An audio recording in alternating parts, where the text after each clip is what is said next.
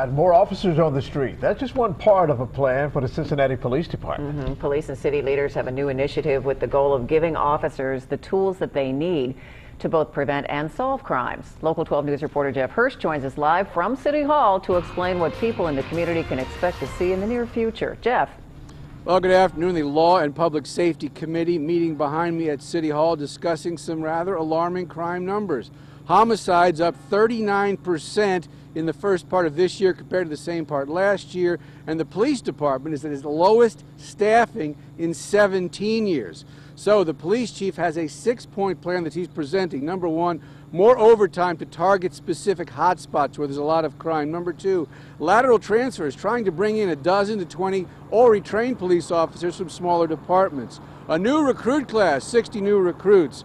Also reconstituting CIRV, the Cincinnati Initiative to Reduce Violence, to try to let the bad guys know, look, you got a chance to turn yourself around. If you don't, then we'll come get you. Developing a gang unit, something that's been kicked on and off for years, developing a gang unit, and youth initiatives to try to prevent young people from getting into crime in the first place. There's a lot of money to get these things done, but those who believe in them say it'll be money well spent.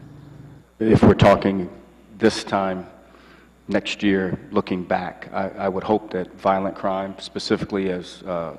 Smitherman talks about homicides and the inexcusability of homicides in our community, I hope the homicide level is lower than it normally is.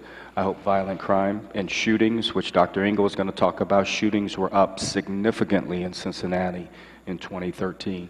I hope that that level is again lower, and I just hope that we start the beginnings of some long-term change.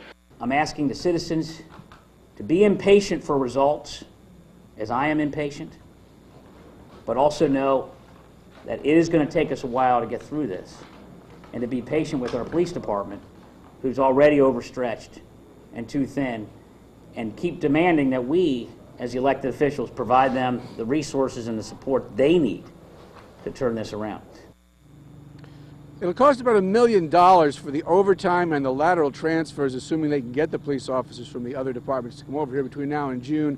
They do have that money in the budget. However, the recruit class would be $5 million starting in the summer. The city already has a projected $18.5 million. You add $5 million to that, and while it sounds important, and it is important to add more police officers, if that's going to happen, presumably something else is going to have to go. Live at City Hall, Jeff Hirsh, Local 12 News. Yeah, isn't 60 a pretty big recruit class at that? Well, they haven't had a recruit class since, I don't even remember, 2008, something like that. So with all the attrition, they do need a large recruit class because so many people, after a while, retire. Sure. Thank you, Jeff.